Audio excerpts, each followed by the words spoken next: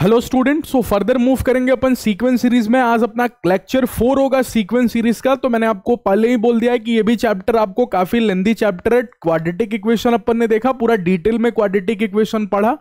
उसके कोई भी टॉपिक मैंने स्किप नहीं किया, कोई भी क्वेश्चंस आपको नंबर ऑफ क्वेश्चंस बहुत ज्यादा कराया, तो इसलिए थोड़ा टाइम लगेगा, बट अपन धीरे धीरे सारी चीजों को सीखेंगे। ठीक है, तो चलिए स्टार्ट करेंगे आज के क्लास को। जो लोग चैनल पे पहली बार आए हैं, अभी तक सब्सक्राइब नहीं किया, ये चैनल आप सभी स्टूडेंट्स के लिए, जो स्टूडेंट जेईई और डब्ल्यूबी जेईई का एग्जाम देने वाले हैं, आप सभी लोगों के लिए काफी हेल्पफुल चैनल, तो प्लीज सब्सक्राइब कर देना। वीडियोस पसंद आ रहे हो तो लाइक जरूर करना और अपने फ्रेंड्स के साथ ज्यादा से ज्यादा शेयर करना। ठीक है, चलिए स्टार्ट करते हैं आज के क्लास को। ओके, और बाकी टेलीग्राम चैनल जाके जरूर ज्वाइन हो जाना, बिकॉज सारे अपडेट्स आपको इसी पे आ जाते हैं सबसे पहले। जो मैं वीडियोस करता हूं यूट्यूब पे, उसका लिंक मैं आपको टेलीग्राम चैनल पे शेयर कर देता हूं, तो आपसे कोई भी वीडियो कोई भी अपडेट मिस नहीं होगा।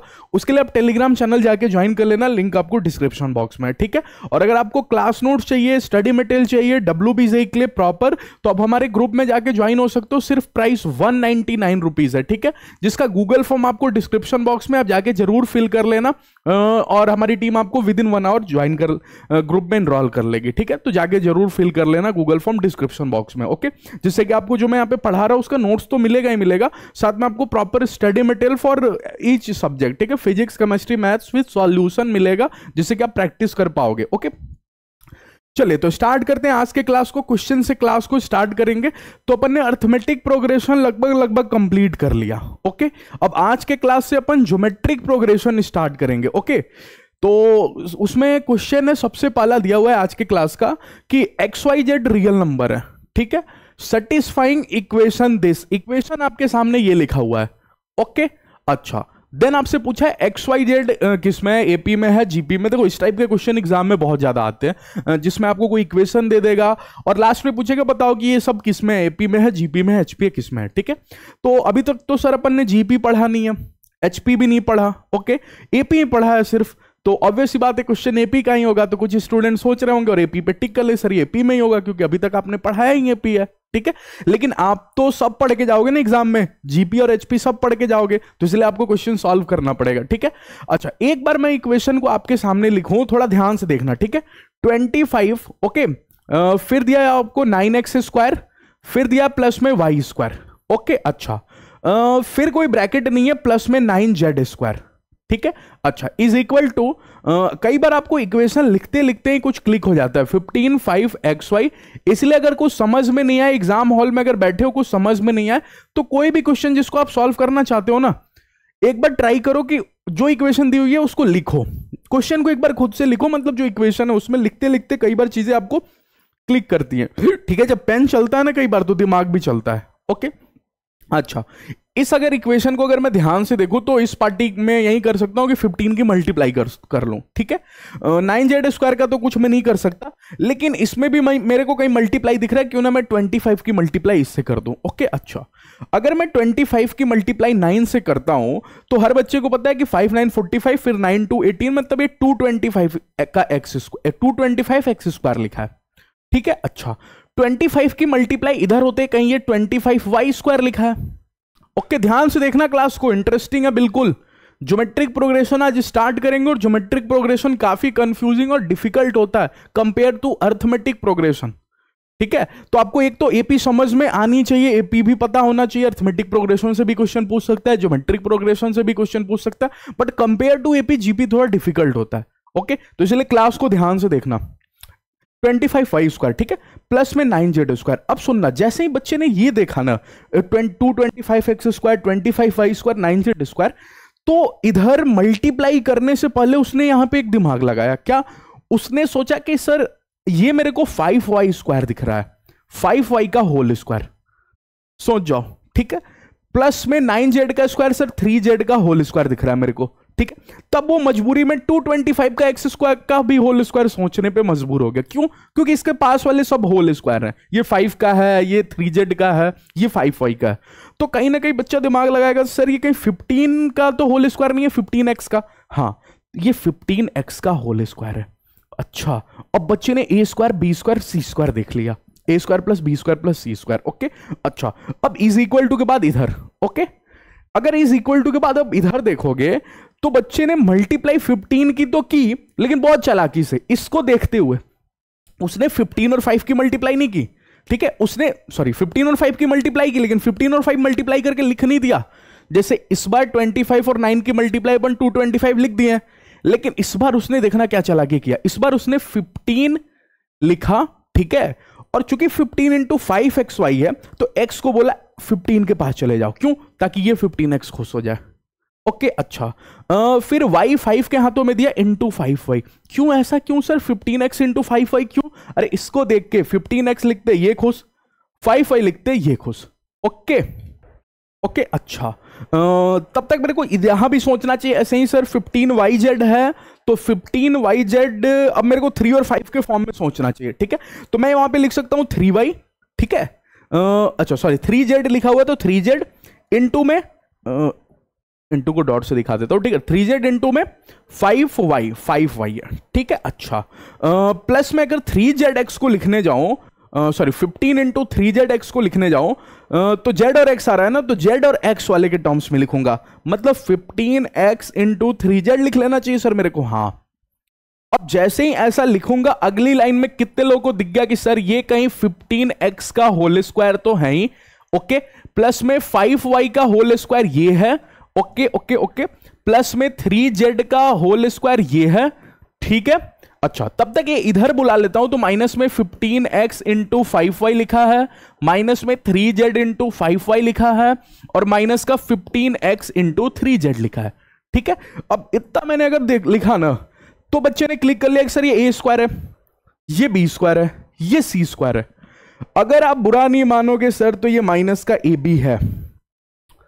आप इसको ए बोल रहे हो तो ये ए स्क्वायर है, आप इसको बी बोल रहे हो तो बी स्क्वायर है, आप इसको सी बोल रहे हो तो सी स्क्वायर है। तो सर ये तो ए और बी लिखा है, ए इंटू बी, तो ये माइनस ए बी है, ये माइनस बी सी है पैरेलली देखो तो, और ये माइनस में सी ए है।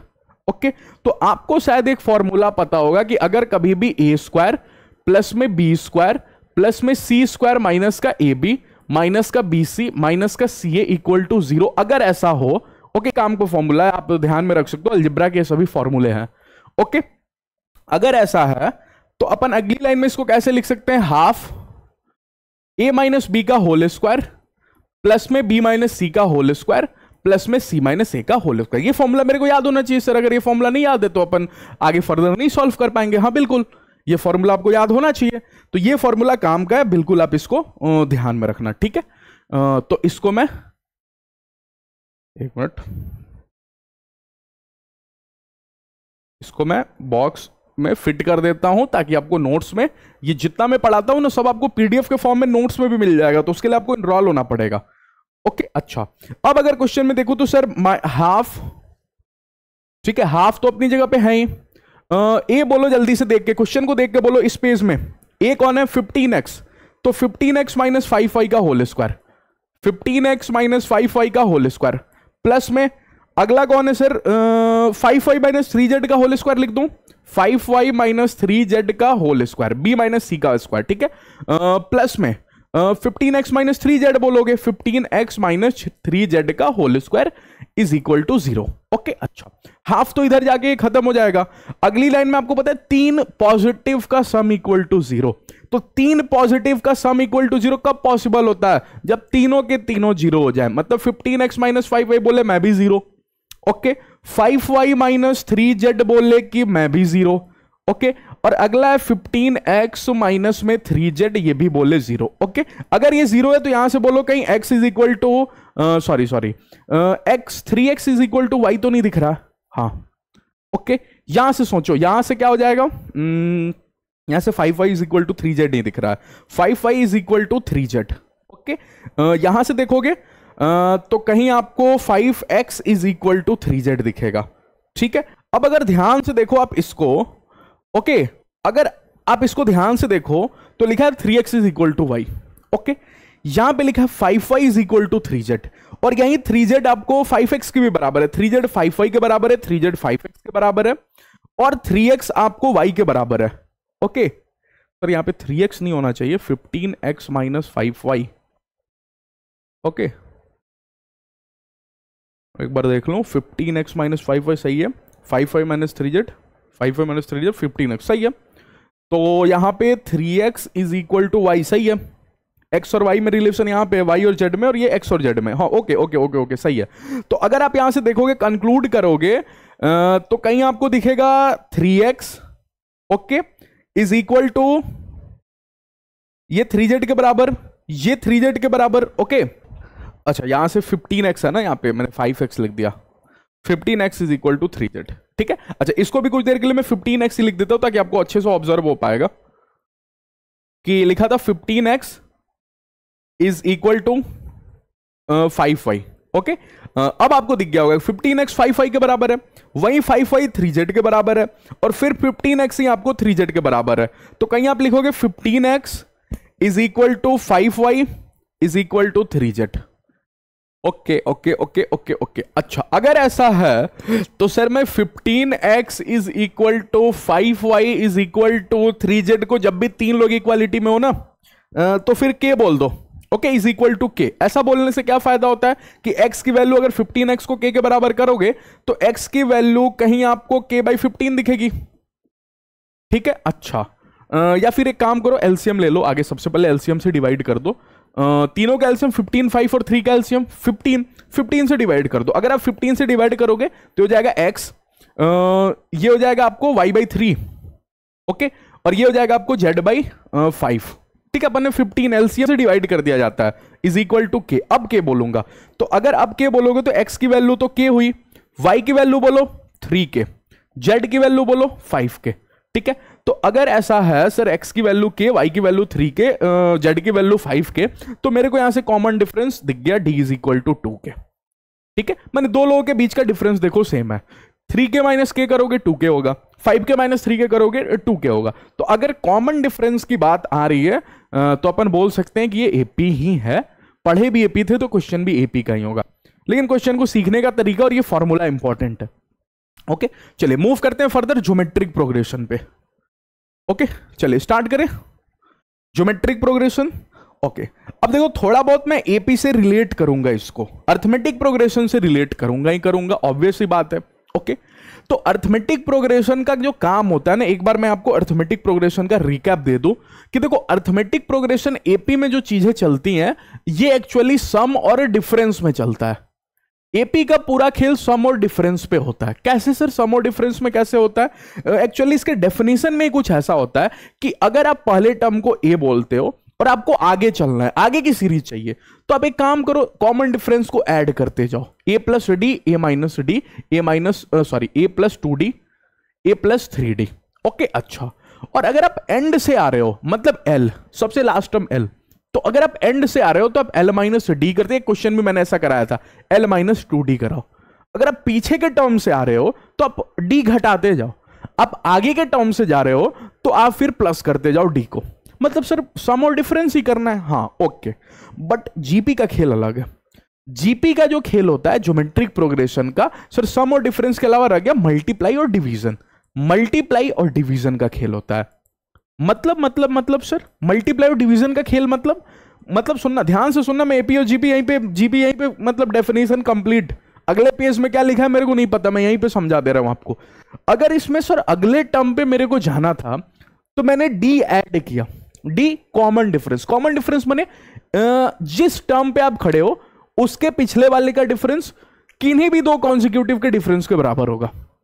कहानी नहीं समझ में आई? अरे इसका और इसका सब्ट्रैक्शन, ठीक है, इस टर्म का और इस टर्म का डिफरेंस इस टर्म और इस टर्म के डिफरेंस के बराबर होगा। या फिर आप बोल सकते हो किन्हीं भी दो टर्म को उठाओ, उनका डिफरेंस किन्हीं भी दो टर्म का डिफरेंस के बराबर ही होगा। ओके, कॉन्जुगेटिव होना चाहिए, कॉन्जुगेटिव, यानी कि आप फिफ्थ टर्म और फर्स्ट टर्म को घटा रहे हो। ओके, कॉन्जुगेटिव टर्म्स का डिफरेंस सेम होगा। ओके, अच्छा सुनो। ओके, बट इसमें कहानी क्या होगा कि अगर आप पहले टर्म ए पे हो, आपको अगला टर्म चाहिए तो आपको ऐड नहीं करना, ऐड का दूसरा आदमी, ऐड और डिफरेंस के अलावा कौन रहेगा? मल्टीप्लाई और डिवाइड। इसमें आपको मल्टीप्लाई करना होगा। अब चूंकि डी का यूज कर लिए तो इसमें एक और कांस्टेंट आता है, दैट इज आर। आर की मल्टीप्लाई करनी पड़ेगी। हाँ, मतलब अगली बार सर अगला टर्म निकालने के लिए ए आर में आर की मल्टीप्लाई तो ए आर स्क्वायर, हाँ, फिर से इसमें आर की मल्टीप्लाई तो ए आर क्यूब, हाँ, ऐसे ही करते करते अगर सर सबसे लास्ट में जाऊं, एल की बात करूं, तो सर पीछे से आ रहा हूं, इसमें पीछे से आता था तो डिफरेंस करता था, इसमें पीछे से आऊंगा तो डिवाइड करूंगा, किसकी, आर की। फिर एक और पीछे सर, तो आर की एक और डिवाइड, तो आर स्क्वायर हो जाएगा। ये एपी और जीपी का खेल होता है। हाँ सर, इसमें मेरे को समझ में आता है किन्हीं दो कॉन्जिक्यूटिव का डिफरेंस पकड़ो तो डी के बराबर होता है, कॉमन डिफरेंस के बराबर होता है। इनका डेफिनेशन आप क्या बोलोगे, किन्हीं भी दो कॉन्जिक्यूटिव का डिवाइड मारो वो एक कांस्टेंट के बराबर होगा। जैसे जैसे सर आप इसको पकड़ो और इसको पकड़ो, डिवाइड करो एक सेकेंड के लिए, आपने ए आर अपॉन में ए किया, क्या आया, आर। आप किसी भी दो कॉन्जिक्यूटिव को पकड़ो, फॉर एग्जाम्पल आप इसको और इसको पकड़ते हो, कॉन्जिक्यूटिव होना चाहिए, ठीक है, तो ए आर क्यूब अपॉन में ए आर स्क्वायर कितना होगा, आर। मतलब सर किन्हीं भी दो कॉन्जिक्यूटिव का डिवीजन कांस्टेंट होता है। हाँ, इसीलिए तो इसको बोला गया आर। इसके फुल फॉर्म को देखोगे तो फुल फॉर्म होता है कॉमन रेशियो। इसमें रेशियो का बात होता है और उसमें डिफरेंस का बात होता है। उनमें दो कॉन्जुगेटिव का डिफरेंस कांस्टेंट होता है और इसमें दो कॉन्जुगेटिव का डिवीजन कांस्टेंट होता है। इतना आपको समझने का कोई जरूरत नहीं है, सिंपल एक लाइन में एपी सम और डिफरेंस चलता है और जीपी में मल्टीप्लाई और डिवाइड चलता है। ओके, चलिए आगे मूव। ओके, तो देखो वही डेफिनेशन में लिखा हुआ है जो मैंने आपको समझाया। क्या लिखा हुआ है कि when the ratio of a term and its previous term, okay, जिस टर्म पे आप खड़े हो उसके पिछले टर्म, ओके, का जो डिवीजन है is constant then the sequence is GP. ठीक है, ये चलो डेफिनेशन क्लियर हो गया। और उस कांस्टेंट रेशियो को अपन कॉमन रेशियो बोलते हैं जिसको डिनोट करते हैं आर से। मतलब सर उसमें डी और इसमें आर। हाँ ओके, ऐसा ही खेला, उसमें डी और इसमें आर। ठीक है, अच्छा, तो अगर सर चलिए अब उसकी कहानी जैसे पूरा समझे थे कि nth टर्म, इसमें भी nth टर्म की बात करेंगे, तो सबसे पहले जो सीरीज लिखा था उसको एक बार फिर से लिख देता हूं। इसमें जो सीरीज अपन देखेंगे ये क्या ए होगा। ठीक है, अच्छा, एक एग्जांपल ना बच्चे को फील दिलाने के लिए मैं यहां पे दिखा देता हूं।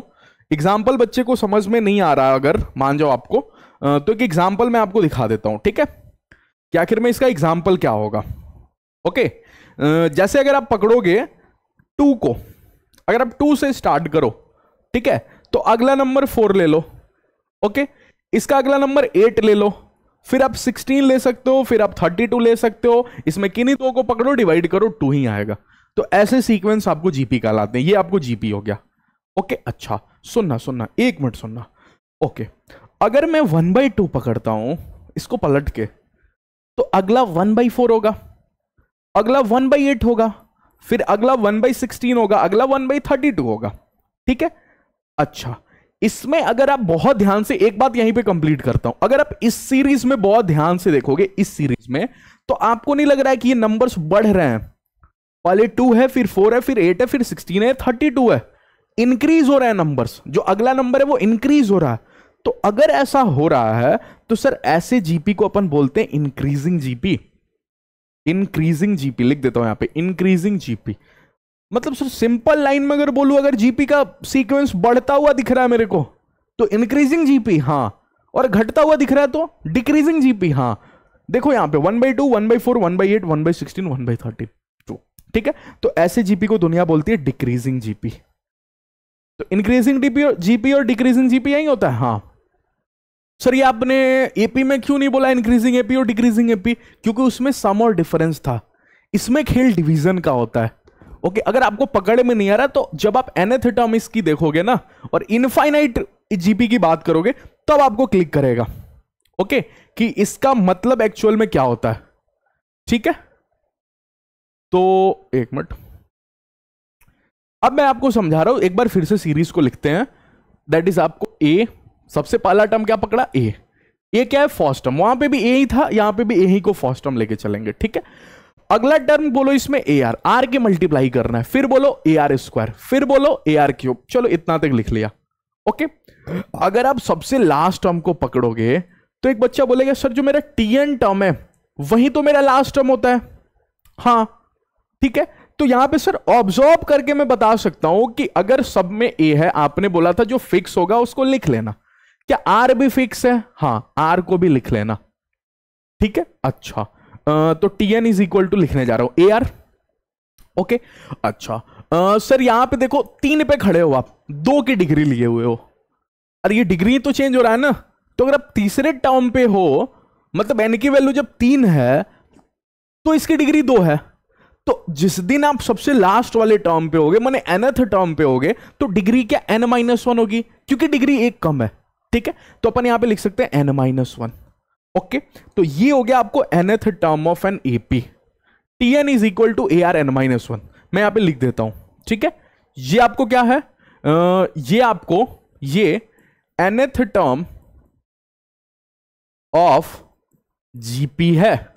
अच्छा सर, ये nth टर्म ऑफ जीपी है। हाँ, दूसरा क्या मैं इसको बोल सकता हूं कि ये जनरल टर्म भी है, क्योंकि Tn ही तो जनरल टर्म होता है। जनरल टर्म करने का मतलब सर n की वैल्यू जो आपको नंबर, जो आपको टर्म चाहिए, आपको चौथा टर्म चाहिए क्या, हाँ तो n की वैल्यू 4 रखो, मिलेगा चौथा टर्म। आपको फिफ्थ टर्म चाहिए क्या, n इज इक्वल टू 5 रखो, इसलिए इसको जनरल टर्म भी बोला जाता है। कि आपको जो भी चाहिए आप जस्ट n की वैल्यू रखते जो टर्म चाहिए आपको। ओके, ठीक है, आपको जो टर्म चाहिए आप n की वैल्यू रखते जाओ, वो आपको मिलते जाएगा। कहानी समझ में आ रही है, दिख तो रहा ना आपको। ओके, इसलिए इसको जनरल टर्म भी बोला गया। अच्छा, ये सबसे लास्ट में होता है सर, हाँ सबसे लास्ट में होता है, तो ये लास्ट टर्म भी है। ये सब बातें अगर नहीं लिखूंगा ना तो कंफ्यूजन होगा ही होगा, समझ में नहीं आएगा लास्ट टर्म क्या है, जनरल टर्म क्या है, nth टर्म क्या है, n की वैल्यू क्या है, Tn क्या है। ये सब समझने के लिए सब नोट्स में आपको ये दिखना चाहिए, ये सब दिखना चाहिए आपको। ठीक है, अच्छा ये बात नंबर 1 हुआ। Okay okay okay sir, parallelly अगर अपन लास्ट से भी तो nth टर्म लिख सकते हैं। हाँ बिल्कुल, लास्ट से भी nth टर्म लिख सकते हो। अगर आप इसमें n की बात करोगे तो ये n आप बोल सकते हो, एक तो आप n बोल सकते हो, माने नंबर ऑफ टर्म को रिप्रेजेंट करता है। ठीक है, ओके, ये नंबर ऑफ टर्म को रिप्रेजेंट करता है, लेकिन ये n फ्रॉम फर्स्ट है, nth टर्म फ्रॉम फर्स्ट। ये स्टार्टिंग से बात आप कर रहे हो। अगर आप n इज इक्वल टू 3 बोल रहे हो इसमें, मतलब थर्ड टर्म फ्रॉम फर्स्ट बोल रहे हो। ठीक है, लेकिन अगर आप एंड से देखोगे तो इसी सीरीज को एक बार लिखो, AR स्क्वायर। ठीक है, अच्छा AR स्क्वायर तक रुक जाओ, सबसे लास्ट वाले को आप क्या बोले, L, फिर आप क्या बोल रहे हो, L अपॉन में R, फिर क्या बोल रहे हो, L अपॉन में R स्क्वायर। ठीक है, तो अगर आप इसको ऑब्जर्व करोगे, ठीक है, अगर आप इसको ऑब्जर्व करोगे तो कहीं Tn इज इक्वल टू क्या होगा, L के टर्म्स में बोलो, L अपॉन में L फिक्स है, R भी फिक्स है। क्या आप पहले पे हो तो R की 0 डिग्री है, दूसरे पे हो तो R की 1 डिग्री है, तीसरे टर्म पे हो तो R की 2 डिग्री है। तो क्या R की पावर n-1 बोल दो। हाँ सर, ये भी जनरल टर्म है। हाँ ये भी जनरल टर्म है। सर इसमें और उसमें फर्क क्या है, इन दोनों में फर्क क्या है, इन दोनों में फर्क इतना है कि जब आप इस पे खड़े हो ओके, जैसे सामने वाले ने बोल दिया third term from first, third term from starting, third term from initial, तो ये वाला जनरल टर्म। अगर उसने बोल दिया third term from and, third term from last, and का यूज कर दिया तो ये। ओके, कहानी समझ में आ रही है। ये दो बातें काम का है बिल्कुल। ओके, इसमें n क्या है सर, ये nth टर्म, दूसरे पेन से लिख देता हूं, ये sir nth term from and है, nth term from and. Okay, चलिए अगला मूव, अगले बात करते हैं। ओके, अच्छा अगला काम का बात क्या सुन। ओके, चले फिर बोला एक नोट बना के दिया हुआ, फॉर सीक्वेंस, अगर कोई सीक्वेंस है ABC, ओके, अगर वो AP में है और GP दोनों में है, ठीक है, then it's possible only when तीनों के तीनों टर्म इक्वल हो जाए। अगर कल को तीनों के तीनों टर्म इक्वल हुए तभी आप बोल सकते हो AP और GP बराबर है। जैसे कि 1 1 1, अगर ये सीक्वेंस है तो ये AP में भी है, ये GP में भी है। ठीक है, लेकिन इंटरेस्टिंग बात क्या है, इसका D क्या है, 0, R क्या है, 0 नहीं, अगर 1 और 1 की डिवाइड मारोगे तो 0 नहीं होता, वो 1 होता है, तो R 1 है और D 0 है। ठीक है, ये काम की बात है, कभी काम में आ गया तो ठीक है। ओके, चलिए अब क्वेश्चन पे मूव करते हैं। क्वेश्चन क्या इंपॉर्टेंट है, which term from end for the progression. ही देखो एंड का यूज कर दिया, तो अगर एंड का यूज कर दिया तो सर अपन के लिए तो जनरल टर्म L अपॉन में R की पावर n-1 होगा। हाँ ठीक है, और बोल रहा है कौन सा टर्म की वैल्यू 384 होगी, तो अपन ने बोल दिया कोई टर्म होगा जिसकी वैल्यू 384 है। अब चूंकि टर्म बताना है आपको, टर्म मतलब टर्म कौन बताता है, n बताता है ना। हाँ, तो अगर ये टर्म है, ये जनरल टर्म है, ये क्या हर टर्म के लिए वैलिड होगा, हाँ n की वैल्यू बदलती जाएगी और ये हर टर्म के लिए ये वैल्यू होगा, हर टर्म की वैल्यू, ये फर्स्ट टर्म की भी वैल्यू है सर, हाँ ये सेकंड टर्म की भी वैल्यू है, हाँ बस n का वैल्यू 2 है। अच्छा ये एंड से चूंकि बात हो रही है, ठीक है। अच्छा अगर ऐसा है तो बहुत सिंपल क्वेश्चन है। अगर आप यहां पे देखो तो एल की वैल्यू देखो, यहां पे एल की वैल्यू कितनी दी है 3072, 3072, ठीक है। लास्ट टर्म की वैल्यू 3072। आर तो देख के निकाल सकते हैं ना, दोनों का डिवाइड मार के। जैसे डिफरेंस डी, अगर सीक्वेंस दिया हो तो डी नहीं निकाल सकते, वैसे ही आर निकाल सकते हैं। 6/3 करोगे तो 2 हो जाएगा, ठीक है। तो 2 की power n-1, okay, is equal to 384, okay. अब यहां से देखोगे तो आपको डिवाइड करने आना चाहिए। 3072 divided by 384 is equal to 2 की पावर n-1, ओके, ठीक है। अच्छा अगर डिवाइड करोगे तो कहीं आपको दिख रहा है कि शायद ये 8 से आपको कैंसिल, ओके, 8 3 24 तो 8 होगा। तो अगर ये 8 है तो कहीं 2 की पावर 3 है, 2 की पावर n-1। कंपैरिजन करने के लिए अपन ने दोनों का बेस सेम कर लिया, तो n-1 इज इक्वल टू 3, तो n की वैल्यू 4। तो अपन क्या बोल सकते हैं, n इज इक्वल टू 4 आया। अब बताओ अगर ये n इज इक्वल टू 4 आया तो क्या ये फोर्थ टर्म फ्रॉम स्टार्टिंग है? नहीं। ये T4 है? नहीं, ये L4 है, ठीक है। ये फोर्थ टर्म फ्रॉम एंड है, फोर्थ टर्म फ्रॉम स्टार्टिंग नहीं है, ओके। चलिए अगले क्वेश्चन पे मूव करते हैं। अगला क्वेश्चन बोल रहा है फाइंड नंबर ऑफ टर्म। अब सर नंबर ऑफ टर्म्स निकालने के लिए एपी में तो आपने बहुत सिंपल बोला था कि अगर एपी होता, एपी का क्वेश्चन होता तो नंबर ऑफ टर्म बताने के लिए last term minus first term upon में कॉमन डिफरेंस प्लस में 1 कर देते थे। बट जीपी के क्वेश्चन में क्या करेंगे? जीपी के क्वेश्चन में कौन सा फॉर्मूला लगाएंगे? जीपी के क्वेश्चन में ऐसा कोई फॉर्मूला नहीं है। अगर आपको नंबर ऑफ टर्म्स बताना है यूज जनरल टर्म। अच्छा तो सर एपी के टाइम में जनरल टर्म नहीं यूज करेंगे? कर सकते थे, उसमें भी जनरल टर्म करोगे फिर भी कोई दिक्कत नहीं होगा। लेकिन एपी के टाइम में बहुत आसान वाला फॉर्मूला होता है, last term minus first term upon में कॉमन डिफरेंस प्लस 1, ठीक है। लेकिन यहां पे कोई फॉर्मूला अपन याद नहीं करते, डायरेक्ट लास्ट टर्म को पकड़ते हैं, ओके। कितने टर्म्स होंगे इस जीपी में?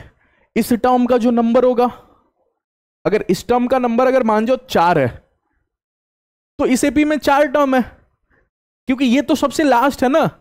तो जितना टर्म का वैल्यू इसका होगा वही तो इतने ही टर्म का तो अपना जीपी होगा, ओके। तो अपन इसको पकड़ते हैं 512 अपॉन में 729, ओके। और चूंकि ये लास्ट टर्म है, अब लास्ट टर्म हो या कोई भी टर्म हो, लास्ट टर्म हो या कोई भी टर्म हो, वैल्यू तो उसकी क्या होती है जीपी के टाइम में? a इंटू आर की पावर n-1, ठीक है। सर एल अपॉन में आर एन की पावर -1 क्यों नहीं यूज किया? अरे अगर आप एंड से देखोगे तो एन की वैल्यू तो 1 आ जाएगी। तो एक टर्म थोड़ी है, आपको स्टार्टिंग से बताना है। स्टार्टिंग से देखोगे तो एंड टर्म ये है, यहां से देखोगे तो एंड टर्म ये होगा। आप देखोगे एंड वाला कौन से नंबर पे बैठा है, ये जितने नंबर पे बैठा होगा उतनी टर्म की जीपी होगी, क्योंकि अपन काउंट करते करते करते यहीं तक तो काउंट करेंगे ना, ओके। अच्छा ओके तो बाकी सभी डेटा तो अपन यहां पे देख के 512 अपॉन में 729 है ना, 729 यहां पे लिख दिया, इज इक्वल टू ए की वैल्यू बोलो 18, आर की वैल्यू बोलो, आर की वैल्यू सोचना है यहां पे, आर की वैल्यू इसमें से इसमें इसको डिवाइड करते हैं। सुनना ध्यान से, यहां पे भी स्टूडेंट को कंफ्यूजन होता है, वो 18 अपॉन में -12 कर लेंगे जो कि गलत होगा। नहीं, दूसरे में की डिवाइड पहले में मारते हैं, मतलब सर -12 अपॉन में 18 करेंगे, ओके। तो अगर -12 अपॉन 18 करेंगे तो 2 से 4 से करोगे, 4 से नहीं 2 से करोगे तो 2 6 12 2 9 ओके। फिर 3 से करोगे, 6 से भी डायरेक्ट कर सकता तो 3 2 6 3 -2/3, ठीक है। तो आर की वैल्यू -2/3 हुई। अगर सर आर की वैल्यू -2/3 हुई तो अपन -2/3 n-1 लिख सकते हैं, हाँ, ओके। अच्छा इस 18 का क्या करूं? इस 18 को इधर बुला लो, मतलब 512 अपॉन में 729 into 18, okay, is equal to -2/3 की पावर n-1, ठीक है। अच्छा अगर आप यहां पे देखोगे तो इसका डिवाइड आपको आना चाहिए, 18 और 512 कहीं आपको डिवाइड हो जाएगा, ओके। और यहां से आप इसको करोगे तो ये 2/3 की पावर 8 आएगा, ओके। आप इसको कर लेना, इसको 2 से करो, 2 से करोगे, फिर 2 से इसको करोगे 2 9 जाओगा, फिर आपको 3 से करना पड़ेगा डिवाइड, तो आप करोगे तो 2/3 की पावर 8 आएगा। आप कर लेना, ठीक है। कैलकुलेशन का काम ये आपका रहेगा, -2/3 की पावर n-1। अब सर यहाँ -2/3 है, यहाँ 2/3 है, कोई फर्क नहीं पड़ता। आप अगर पावर इवन है तो आप अंदर माइनस भी लिखोगे तो कोई फर्क नहीं पड़ेगा, ठीक है। तो अगर यहां से कंपैरिजन करोगे तो n-1 इज इक्वल टू 8 है, तो n इज इक्वल टू 9 हो जाएगा, ओके, मतलब टोटल इसमें 9 टर्म्स है। ओके, चलिए नेक्स्ट क्वेश्चन पे मूव करते हैं। तो ये तो इजी क्वेश्चन है कुछ ज्योमेट्रिक प्रोग्रेशन के। आगे अपन क्लास में जैसे मूव करेंगे ना, अच्छे क्वेश्चंस भी आपके लिए लेकर आया हूं। If every term of a positive number of a GP is equal to the sum of preceding term then common ratio of a GP. सुनना क्या बोल रहा है कि every term of a positive number of GP, एक तो positive number है सब जीपी में, ठीक है, is equal to the sum of preceding term. मतलब कि अगर यहां पे मैं बात करूं, जैसे कि एपी अपना ले लिए A R square A R cube, ये कभी भी आप जीपी एज्यूम करना हो तो ये सबसे स्टैंडर्ड जीपी होती है एज्यूम करने के लिए। ओके, फिर कहानी में क्या बोल रहा है कि every term of a positive number of a GP is equal to the sum of preceding term. मतलब आप किसी भी टर्म पे खड़े हो, फॉर एग्जाम्पल आप इस टर्म पे खड़े हो, इस वाले टर्म पे ए आर स्क्वायर पे खड़े हो, ठीक है, तो आप ए आर स्क्वायर को पकड़ो, T3 को पकड़ो, अब इसके पीछे जितने टर्म है उन सभी का ऐड कर दो, ये उसके बराबर होगा। यही मतलब है इसका, ठीक है, कि every term of a positive number of a GP is equal to sum of preceding term. ठीक है, मतलब आप किसी भी टर्म पे खड़े हो, सर ए आर क्यूब पे खड़ा होता तो इन तीनों के सम के बराबर होता है ए आर क्यूब। हाँ, ये क्वेश्चन यही कहना चाह रहा है। तो अगर ए आर स्क्वायर को देखोगे तो वो ए प्लस में ए आर के बराबर है।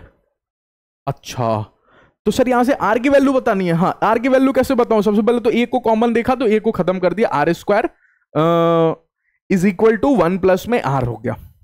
ओके, ए कॉमन आके कैंसिल हो गया। तो यहां से बात करो, क्वाड्रेटिक आ जाएगा R square minus R plus में 1 इज इक्वल टू 0।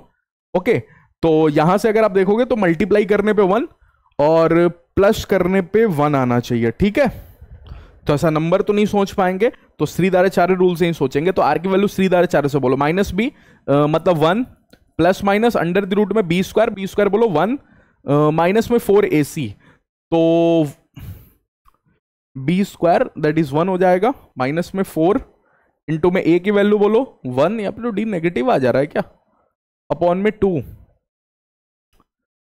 पॉजिटिव होना चाहिए शायद, आई थिंक। अच्छा, ये -1 होगा ना, इधर आया तो -1 होगा ना, ये 1 के आगे जो प्लस लिखा ये माइनस का होगा। ठीक है, तो माइनस का होने से ये प्लस हो जाएगा, तो ये हो जाएगा आपको 1 प्लस में √5/2 और एक हो जाएगा 1 माइनस में √5/2। अब सुनना ध्यान से, ये भी एक इंटरेस्टिंग कहानी। अगर आपको पॉजिटिव जीपी चाहिए तो आर भी पॉजिटिव लेना पड़ेगा, मतलब ये वाला आर सही होगा, ये वाला आर गलत होगा, क्योंकि अगर आप नेगेटिव आर ले लोगे तो डिवाइड नेगेटिव की होगी। ओके, डिवाइड नेगेटिव की होगी, और नेगेटिव की डिवाइड होने से अगले सारे टर्म्स तो नेगेटिव होंगे, इसीलिए सामने वाला बोला है कि सभी टर्म्स पॉजिटिव है। चूंकि सभी टर्म्स को पॉजिटिव होना है, इसलिए आर की वैल्यू भी पॉजिटिव होनी पड़ेगी। ओके, चलिए अगले क्वेश्चन पे मूव करते हैं। अगला क्वेश्चन भी इंटरेस्टिंग है, बोला second, third and sixth term of an AP. अच्छा, एपी के सेकंड टर्म को तो सर T2 बोलता हूं, हाँ, थर्ड टर्म को T3 बोलता हूं, सिक्स्थ टर्म को T6 बोलता हूं। ठीक है, बोला है फॉर्म एन जीपी। अच्छा, ये T2, T3 और T6 अपने आप में जीपी बना रहे हैं। सर ऐसा हो सकता है क्या? हाँ, बिल्कुल हो सकता है। अगर आप कोई एपी लेके बैठे हो 1 2 3 4 5 6 7 8, ओके, तो इसके दूसरे टर्म को देखो, इसका दूसरा टर्म क्या है 2, चौथा टर्म क्या है 4, ओके, और फिर आपको 5th 6th 7th 8th term क्या है 8। तो अगर आप इसके T2 को देखोगे, इसके T4 को देखोगे, इसके T8 को देखोगे, तो अपने आप में जीपी बना रहे हैं, 2 4 और 8 जीपी बना रहे हैं।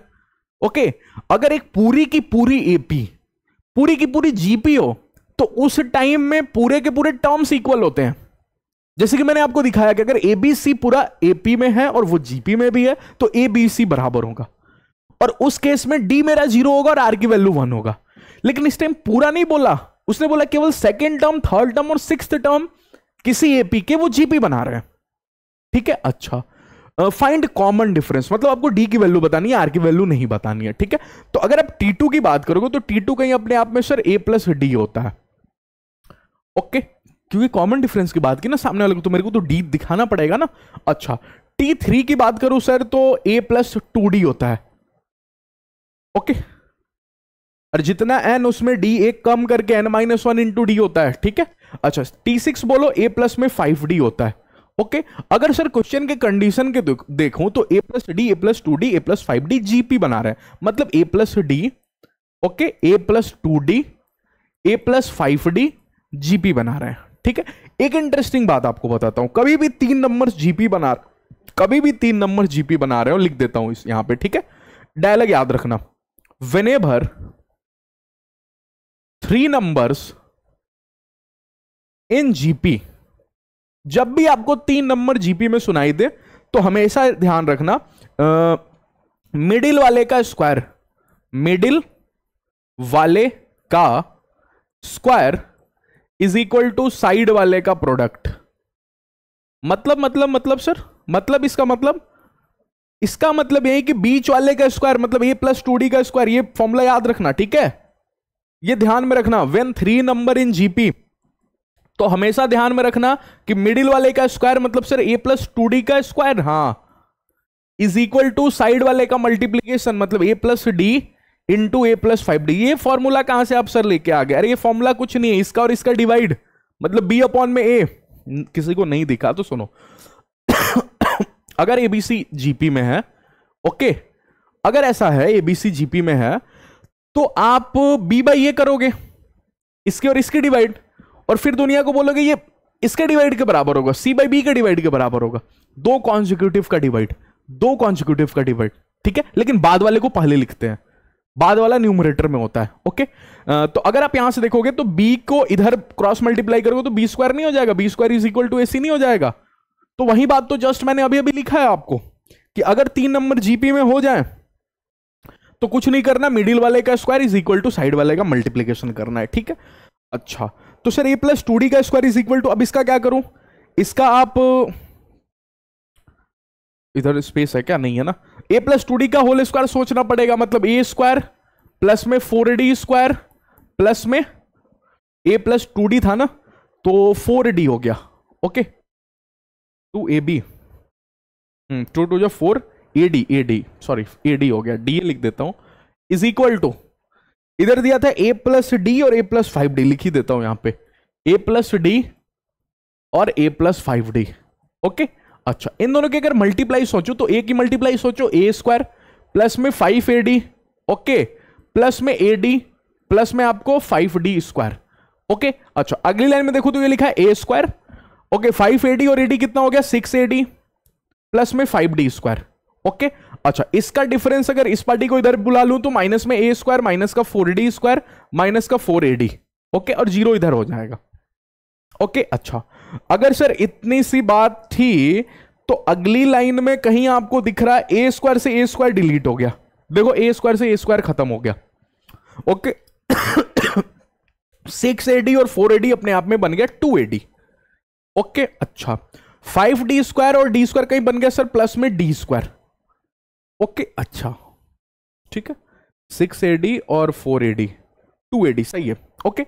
अच्छा, तो सर 0, अगर यहां से आप d को कॉमन ले लोगे तो d के कॉमन लेते ही सर कहीं यहां पे अंदर ही अंदर आपको बच जाएगा 2a प्लस में d, ओके। अब यहां से 2 बातें पॉसिबल होंगी, आपको पता है 2 ब्रैकेट इज इक्वल टू 0, तो या तो d 0 के बराबर होगा या फिर d आपको -2a के बराबर होगा। अब बताओ किसको हां बोलूं और किसको ना बोलूं, सोचो।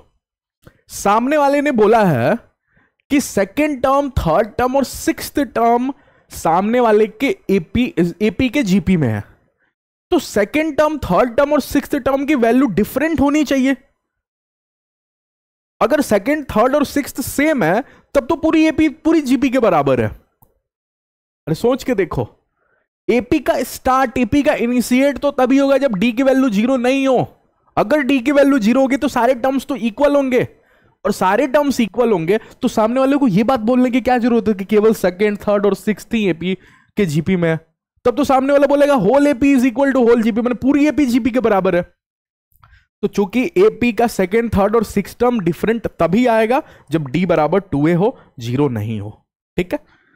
अगर 0 आएगा तो पूरी AP, whole AP is equal to whole GP, पूरी एपी पूरी जीपी के बराबर हो जाएगी, ठीक है। चलिए अगले क्वेश्चन पे मूव करते हैं। तो ये भी इजी क्वेश्चन था, कोई मुश्किल नहीं था। मुश्किल क्वेश्चन आपको एंड में थोड़े बहुत अच्छे क्वेश्चन दिखाऊंगा आज की क्लास में, ठीक है। बाकी नेक्स्ट क्लास में और अच्छे क्वेश्चन पे जाऊंगा, okay. Sum of N terms of GP. अब चलिए सम की बात होगी।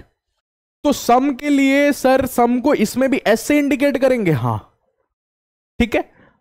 ए आर, ए प्लस में ए आर प्लस में A R square, okay, plus में ए आर क्यूब, ऐसे ही करते हुए सबसे लास्ट में लास्ट वाला टर्म बोलो ए आर की पावर एन माइनस वन, यही होगा ना सबसे लास्ट वाला, सबसे लास्ट टर्म, हाँ यही होगा।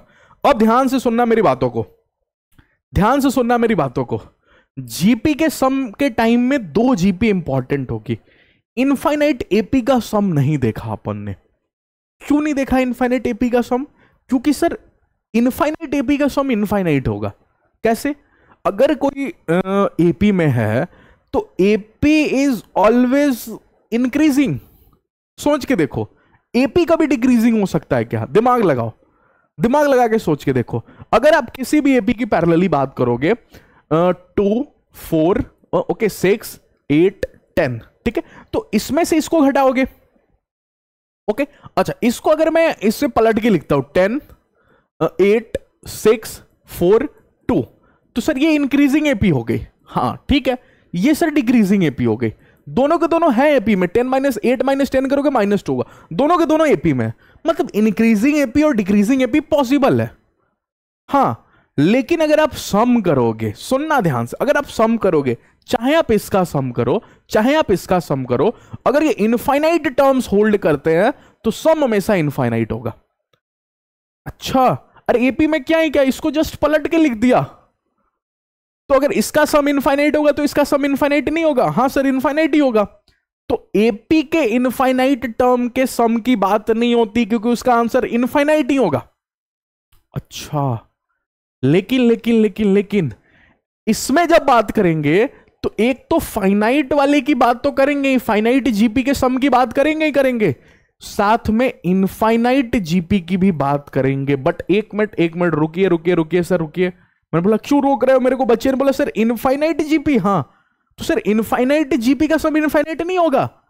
2 4 4 के बाद फिर 8 लोगे, फिर 8 के बाद 16 लोगे, 2 4 8 16 ऐसे चलते हुए इनफाइनाइट का सम करोगे तो इनफाइनाइट ही नहीं होगा। बच्चों ने बोला हाँ सर इनफाइनाइट ही होगा।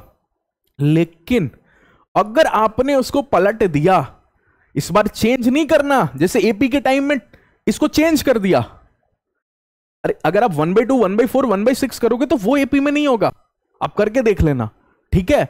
बट जीपी के टाइम में उसको रिवर्स करना पड़ता है क्योंकि वो डिवाइड का खेल होता है। तो आपको 1/2 1/4 फिर 1/2 4 8 1/8 करना पड़ेगा। तो जब आप डिक्रीजिंग जेपी की बात करोगे तो वो घटते हुए जा रहा है ना, और जब भी आपको घटता हुआ जीपी जाएगा तो इनफाइनाइट पे जाके इनफाइनाइट नहीं होगा, 0 होगा। अरे कोई भी चीज इंक्रीज हो रही है, इनफाइनाइट तक इंक्रीज होगा तो एंड वाला टर्म इनफाइनाइट होगा। हाँ, कोई भी चीज डिक्रीज हो रही है तो डिक्रीज होते होते कितना डिक्रीज होगी? 0, ओके। अच्छा, तो सर इनफाइनाइट टर्म्स का सम इंक्रीजिंग जीपी के टाइम में नहीं होगा? नहीं, डिक्रीजिंग जीपी के टाइम में होगा। हाँ, तो इनफाइनाइट जीपी यहां पे लिख देता हूं, यहां पे चलो सारी चीजें यहीं पे क्लियर कर दे रहा हूं, ओके। फाइनाइट जीपी का सम बोलो, फाइनाइट जीपी का सम फॉर्मूला से आएगा, फॉर्मूला उसके लिए देखेंगे, फॉर्मूला से, ओके। अच्छा, लेकिन इनफाइनाइट जीपी में भी 2 केसेस होगा। अगर आप इंक्रीजिंग जीपी की बात करोगे तो उसका सम इनफाइनाइट होगा, ओके। लेकिन अगर आप डिक्रीजिंग जीपी का बात करोगे तो फिर इसका फॉर्मूला से आएगा, उसके लिए अपन फॉर्मूला देखेंगे। अच्छा सर ये कहानी है, हाँ। एपी के टाइम में नहीं, एपी के टाइम में नहीं। क्यों एपी के टाइम में क्यों नहीं सर? क्योंकि एपी के टाइम में अभी भी बोला सम इनफाइनाइट ही होगा, इनफाइनाइट एपी का सम इनफाइनाइट ही होगा, ओके। भले वो इंक्रीजिंग हो या डिक्रीजिंग हो, मैंने आपको दिखा दिया, ओके। अच्छा चलिए अब देख लेते हैं सम बोला है निकालने का एक ही तरीका होता है, method of difference. Method of difference क्या बोलते हैं? इसमें किसकी मल्टीप्लाई है? आर की। तो एक काम करो, पूरी सीरीज में फिर से आर की मल्टीप्लाई कर दो। उससे क्या फायदा होगा सर? उससे फायदा होगा कि सबसे पहले आपने आर में मल्टीप्लाई किया तो ये तो आर एस हो जाएगा। अच्छा, एन टर्म्स का सम लिख रहे हो तो एस एन लिखो, क्योंकि इसमें इनफाइनाइट की भी बात होती है। तो उसमें तो केवल एस लिख रहे थे, एपी के टाइम में सिर्फ एस लिख रहे थे, लेकिन इसमें सर एस एन और एस इनफाइनाइट लिखना पड़ेगा क्योंकि इसमें एक और आदमी आ गया इनफाइनाइट, ये भी अपना सम करवाएगा, ठीक है। तो एस एन लिखा मैंने, इनफाइनाइट जीपी के टाइम में एस इनफाइनाइट लिखा जाएगा, ठीक है, इज इक्वल टू, अच्छा अगर आप मल्टीप्लाई कर रहे हो ए आर की, तो एक और बोलता है मेथड ऑफ डिफरेंस में कैसे करते हैं, आर के मल्टीप्लाई किया, अब मेथड ऑफ डिफरेंस लगाएंगे। मेथड ऑफ डिफरेंस मैंने आपको कहीं थोड़ा बहुत सिखा रखा था, क्या कि एक टर्म शिफ्ट कर देते हैं। अगर एक टर्म शिफ्ट किया तो ए के नीचे ए आर को नहीं लिखूंगा मैं, ए में ए आर के मल्टीप्लाई करूंगा और ए आर के नीचे लिखूंगा, एक टर्म शिफ्ट, फिर ए आर में आर की मल्टीप्लाई कर रहा हूं, ए आर स्क्वायर के नीचे लिखूंगा। ओके, एक एक टर्म शिफ्ट करके, कहानी क्लिक कर रही है? ओके, अच्छा फिर ए आर स्क्वायर में अपने तीसरे टर्म में मल्टीप्लाई किया, लेकिन तीसरे के नीचे नहीं लिखूंगा, एक शिफ्ट करके चौथे में लिखूंगा ए आर क्यूब। अच्छा, कितने लोगों को समझ में आ गया कि सबसे एंड में दो लोग होंगे? ओके, सबसे एंड में अगर आप बात करो इसके जस्ट एक पिछले वाले का, A R N minus two में आर की मल्टीप्लाई करो तो A R N minus one होगा, उसको आप यहां पे लिखोगे A R N minus one, लेकिन ये भी तो रह जाएगा सबसे लास्ट वाला, और इसमें अगर आप आर की मल्टीप्लाई करोगे तो कहीं वो ए आर की पावर एन तो नहीं होगा? हाँ सर, अरे आर की पावर एन माइनस वन में अगर आर की मल्टीप्लाई करोगे तो एन माइनस वन प्लस में वन, क्योंकि आर की डिग्री एक है, तो एन माइनस वन प्लस में वन कितना हो जाएगा? सिर्फ एन। अब ये किसी के नीचे तो लिखा ही नहीं पाएगा ना, ये तो एक आगे चल जाएगा। नहीं, कहानी क्लिक कर पाई?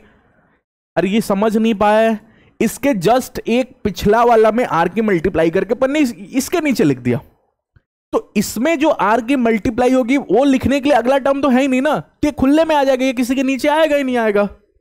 ओके ओके, देखो ये कैसे आया, अगर नहीं भी आ रहा है तो कोई तकलीफ नहीं है आपको तो जस्ट एंड में फॉर्मूला याद रखना है, बाकी आ गया तो बहुत अच्छी बात है, सिंपल है, कोई बड़ी बात नहीं है। ठीक है, अगर ये कर लिया तो सर आपको पता है अब अपने को क्या करना होगा, अब अपने को शायद आप डिफरेंस ही करोगे, मतलब दोनों को आप घटाओगे। ओके, क्योंकि नाम ही है मेथड ऑफ डिफरेंस। ओके, तो आप सब्ट्रैक्ट ही करोगे। अगर आप सब्ट्रैक्ट करोगे तो फिर कितने लोगों को दिख जाएगा कि यहां से अगर आप देखोगे तो सब्ट्रैक्ट करते ही S N common, okay S N के कॉमन आते ही यहां से हो जाएगा आपको वन माइनस आर, सोचो। ओके, अच्छा यहां से अगर आप सब्ट्रैक्ट करोगे तो ये सभी पार्टियां कहीं खत्म हो जाएंगी, दिमाग लगाओ, सब खत्म सब्ट्रैक्ट होते ही। ओके, ऊपर से रह जाएगा ए, और ये भी आएगा लेकिन माइनस के साथ आएगा, ए आर की पावर एन। तब तक बच्चे ने बोला सर मेरे को एस एन चाहिए, एस एन दो, देता हूं एस एन, रुको, आगे ऊपर वाले से ए कॉमन ले लो, वन माइनस में आर की पावर एन अपॉन में वन माइनस आर, ये फॉर्मूला होता है, आपको याद करना पड़ेगा, दूसरा कोई ऑप्शन नहीं है। लेकिन कई लोगों को आप देखोगे तो इस फॉर्मूले को थोड़ा एक और तरीके से समझते हैं, मैं बोलता हूं बिल्कुल नहीं। मैंने आपको स्टार्टिंग में ही जब शायद लॉगरिथम पढ़ा रहा था तब मैंने आपको बोला था कि ज्यादा फॉर्मूले आपको दिमाग में स्टोर नहीं करना, आपको मिनिमम से मिनिमम फॉर्मूले से काम चलाना है, नहीं तो एक ही फॉर्मूले के 10-10 फॉर्मूले आप निकाल के याद कर रहे हो, उससे नहीं काम चलेगा। आपको मिनिमम फॉर्मूला सुनना, क्या बोलता है वो फॉर्मूला, कि कई लोग बोलते हैं आपको कि अगर आप यहां पे देखोगे सम चूंकि पॉजिटिव होना चाहिए, ये अंदर वाला नेगेटिव नहीं हो जाए। ओके, उसके लिए क्या कहानी चलती है कि अगर कल को आर की वैल्यू, ठीक है, या यूं बोलो मॉड आर की वैल्यू 1 से बड़ा रहा, ठीक है, तो ये फॉर्मूला, लेकिन अगर यही मॉड आर 1 से छोटा निकल गया तो ये फॉर्मूला में थोड़ा सा चेंज आएगा, जो फॉर्मूला लिखा जाएगा वो लिखा जाएगा S N is equal to A. अब चूंकि आर एक से छोटा है, एक से छोटा है, ठीक है, आर एक से छोटा है, अच्छा तो सॉरी गड़बड़ लिख दिया, यहां पे एक से बड़ा वाला आएगा, ठीक है, ये एक से छोटा वाला फॉर्मूला हो गया और ये एक से बड़ा वाला लिखने जा रहा हूं, ठीक है। अगर एक से छोटा, अभी आपको समझा भी दे रहा हूं क्यों, और ये एक से बड़ा है, अगर आर एक से बड़ा है मतलब ये वाला टर्म बड़ा हो गया और ये वाला टर्म छोटा हो गया, तो बड़ा वाला पहले लिखा जाएगा, 1 आर की power N minus one upon में आर माइनस वन। मैं बोलता हूं इतना आपको याद करने का कोई जरूरत नहीं है, आप डायरेक्ट याद रखो बड़ा माइनस छोटा, ठीक है, आप डायरेक्ट याद रखो बड़ा, ठीक है। इंग्लिश में लिखता हूं क्योंकि बहुत सारे बंगाली स्टूडेंट भी पढ़ते हैं, उनको हिंदी नहीं आता, बड़ा और ये वाला छोटा, ठीक है, बस अब ये याद रखो ना, बड़ा माइनस छोटा।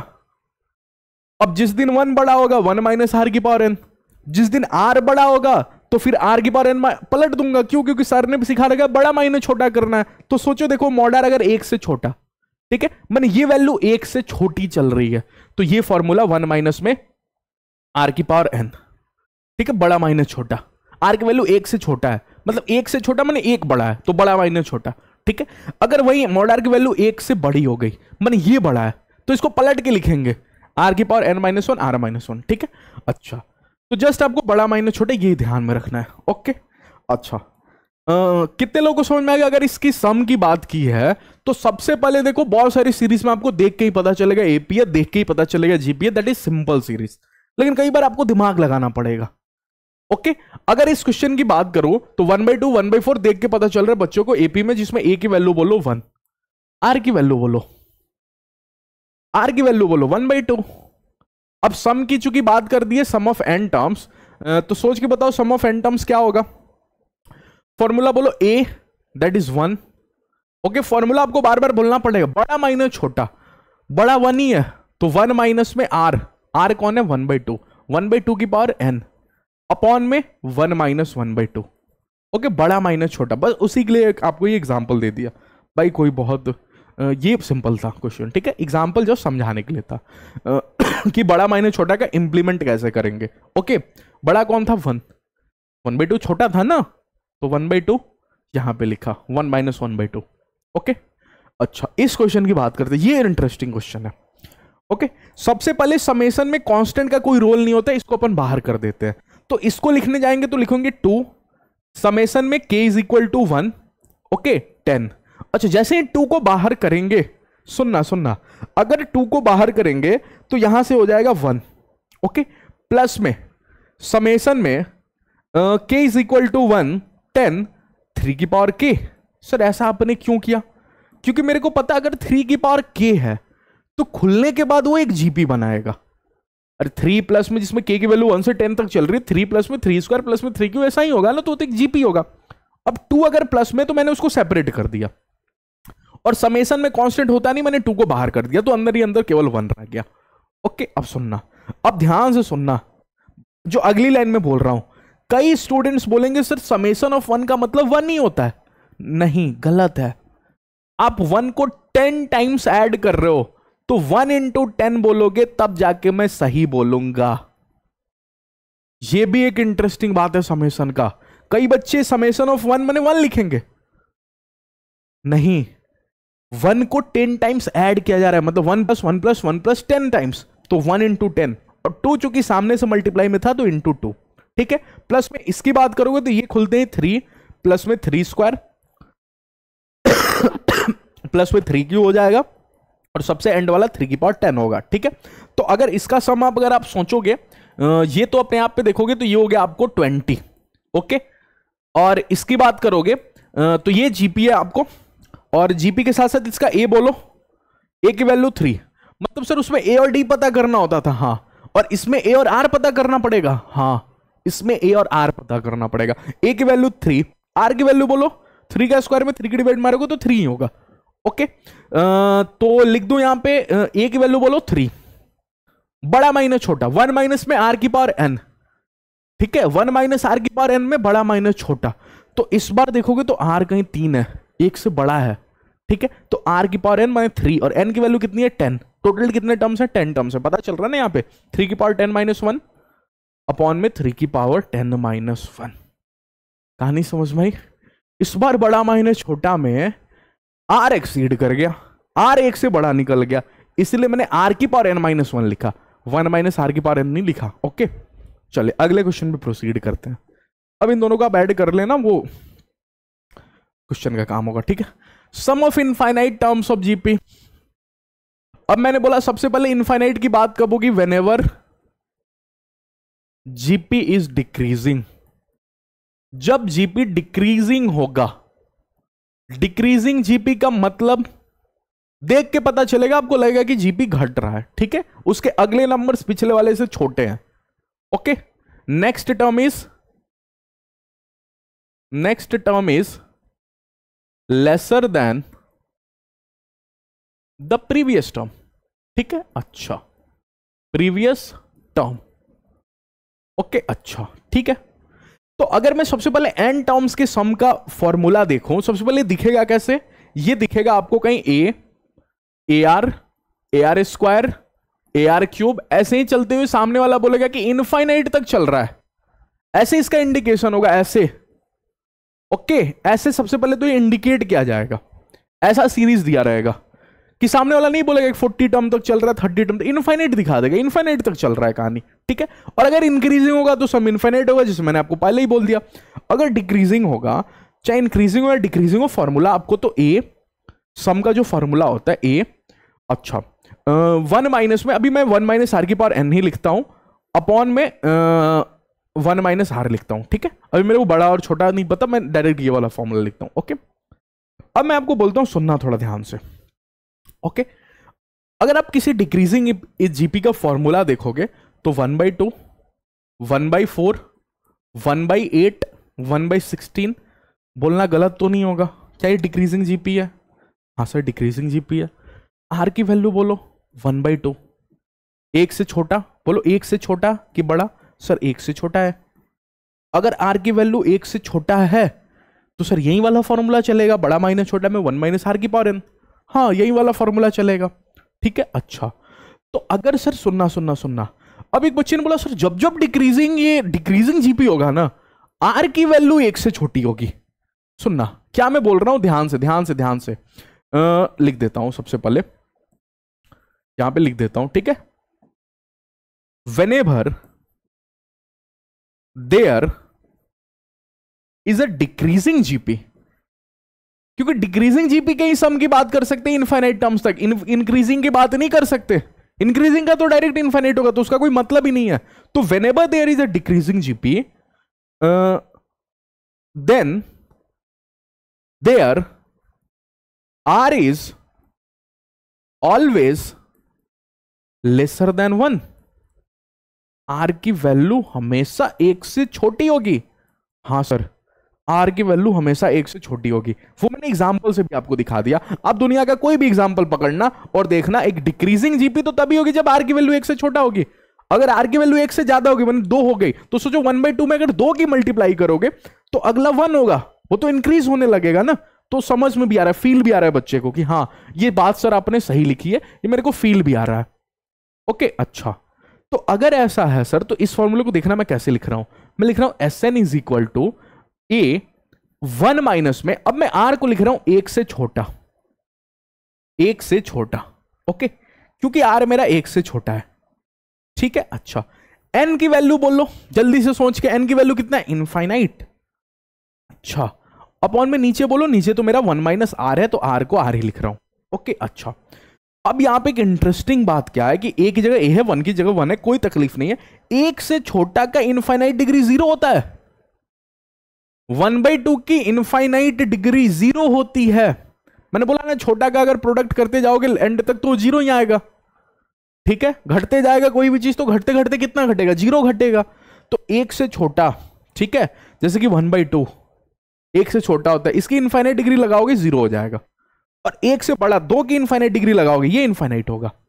इसीलिए सर जब जब आर की वैल्यू एक से बड़ा होगा, इंक्रीजिंग जीपी होगा, तो इंक्रीजिंग जीपी के टाइम में ये इनफाइनाइट होगा। हाँ इसलिए आपने बोला इंक्रीजिंग जीपी के इनफाइनाइट टर्म्स तक के सम इनफाइनाइट, हाँ, और डिक्रीजिंग जीपी का आएगा और वो फॉर्मूला से आएगा।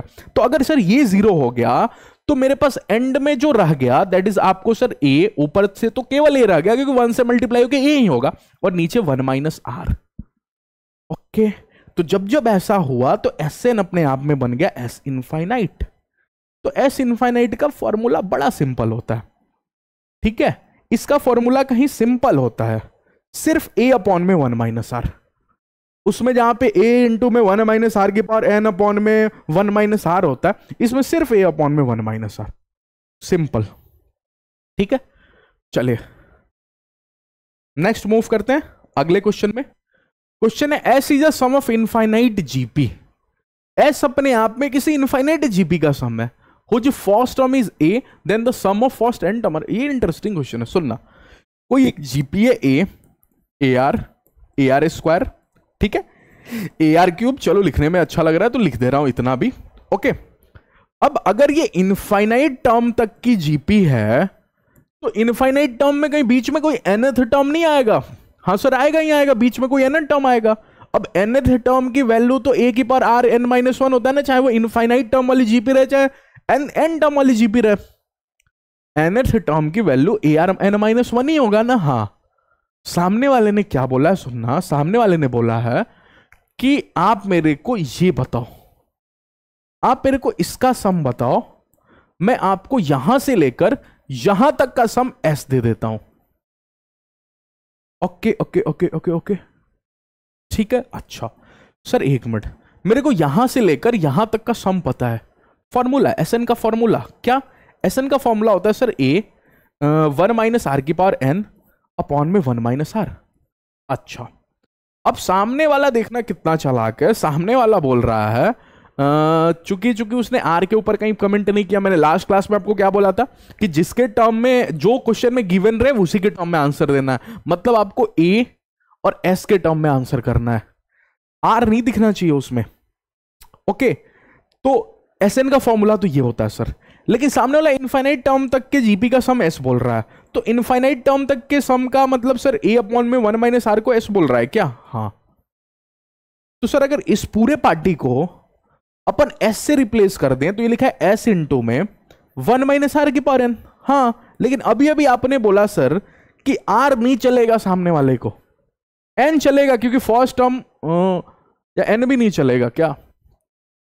First term is sum of N का यूज कर रहा है तो एन चलेगा सामने वाले को, ठीक है, बट आर नहीं चलेगा क्योंकि आर क्वेश्चन में गिवन ही नहीं है कहीं। ए और एस में बात कर रहा है तो आर को कहीं रिप्लेस करना पड़ेगा। अब आर को रिप्लेस करना कौन सा बड़ा बात है, यहां से आर की वैल्यू नहीं निकाल सकते अपन, ए अपॉन में S is equal to 1 minus में आर, ठीक है, तो ये हो जाएगा ए अपॉन में एस प्लस में 1 इज इक्वल टू आर, ठीक है, तो आर की वैल्यू जस्ट यहां पे पुट कर देना, क्वेश्चन सॉल्व हो जाएगा। बस वो थोड़ा रिप्लेस करना मुश्किल होगा लेकिन होगा तो यही। ओके चल, एज्यूमिंग टर्म्स इन जीपी, तो ये कोई इंपॉर्टेंट टॉपिक नहीं होता है, इसके क्वेश्चंस अब आज के टाइम में नहीं पूछे जाते उतना, ठीक है, लेकिन बोला गया कहीं भी 3 टर्म। अब देखो जब भी मल्टीप्लीकेशन की बात करेगा ना क्वेश्चन में, कि मल्टीप्लीकेशन की बात करेगा तभी आप ये यूज करना, कहीं भी 3 टर्म की बात करेगा तो बीच वाला ए, इसके जस्ट पहले वाला ए बाई आर और इसके जस्ट अगला ए आर, ठीक है, लेकिन जब 4 टर्म की बात करेगा तो ए मिसिंग होगा, तो ए मिसिंग होगा तो ए आर से स्टार्टिंग होगा, फिर अगला ए आर स्क्वायर नहीं होगा, जैसे कि उसमें भी देख रहे थे ए माइनस 4डी हो जा रहा था, ठीक है, तो ये आप थोड़ा ध्यान रखना, ए आर क्यूब, फिर इसके पिछला ए बाई आर और फिर ए बाई आर क्यूब, ठीक है। 5 टर्म होगा तो ठीक है, ए से स्टार्टिंग होगा, अगला ए आर, फिर A R square, A R और ए आर स्क्वायर, ठीक है। अब ये क्यों है कैसे ये नहीं समझाना आपको, नहीं आपको समझना है, जस्ट आपको ध्यान रखना है, ठीक है। अच्छा, इफ सम ऑफ 3, देखो 3 consecutive terms of a GP is 19 and product is 2, product की बात कर दिया और 3 टर्म की बात कर रहा है जीपी का, तो अपन 3 टर्म में जूम करेंगे, ए, पिछला ए बाई आर और अगला A by R, A R, sorry A R, ठीक है, ए आर, ओके, और तीनों का प्रोडक्ट जो है वो 216 है और तीनों का जो सम है वो 19 है, मतलब ए बाई आर प्लस में ए प्लस में ए आर, ये तीनों का सम जो है वो 19 है, ओके।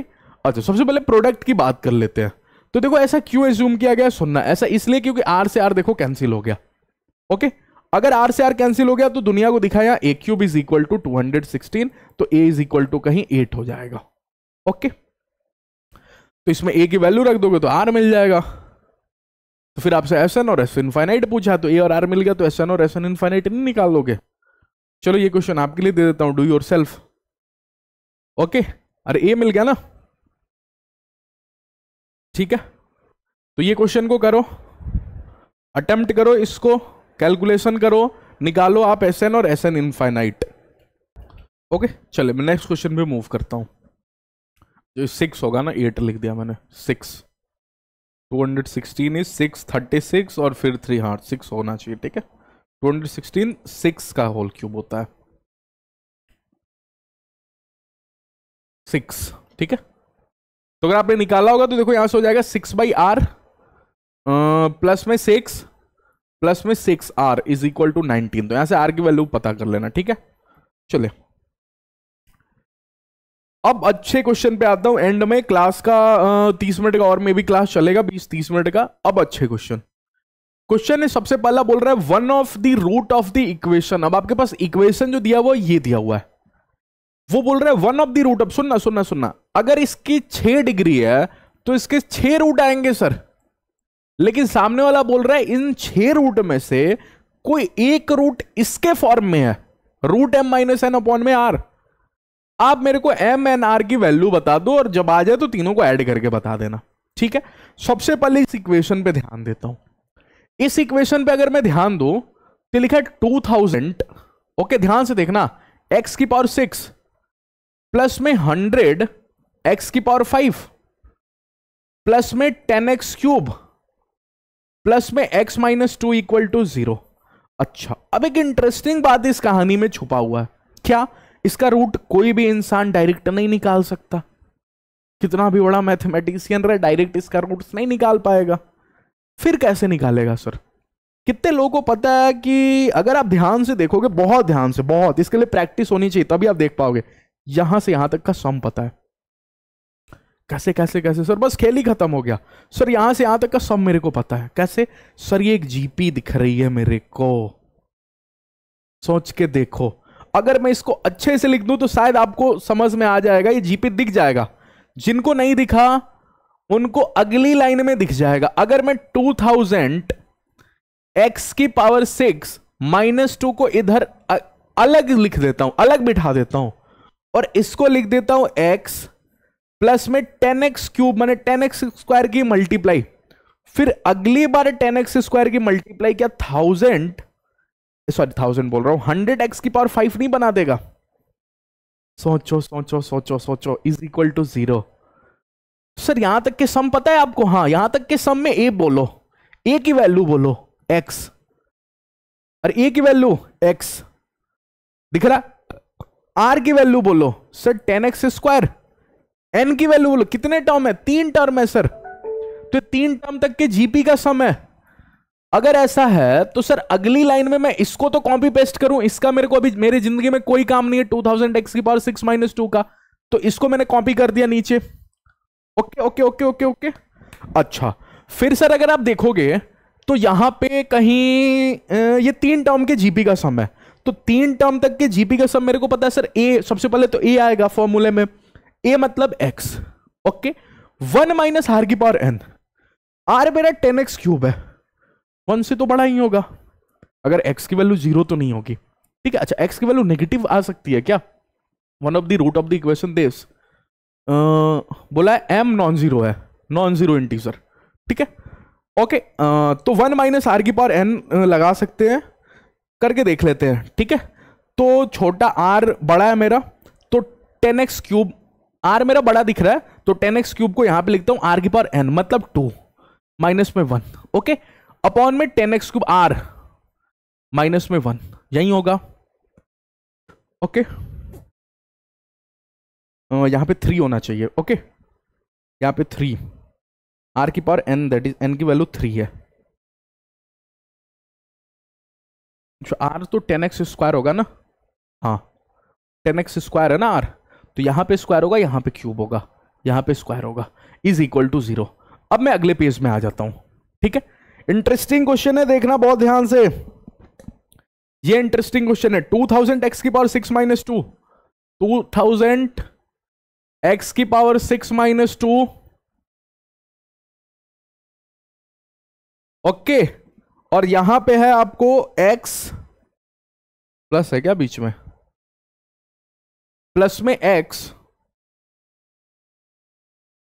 ओके, और अंदर अगर आप देखोगे कहीं तो 10x स्क्वायर का क्यूब कहीं 10x की पावर 5 बन चुका है, 10x की पावर 5, देखो ध्यान से, माइनस में यहां आप देखोगे माइनस में 1 है, अपॉन में 10x स्क्वायर माइनस 1, सोच के देखो, यही लिखा है ना, इज इक्वल टू 0, ठीक है, okay okay okay okay okay,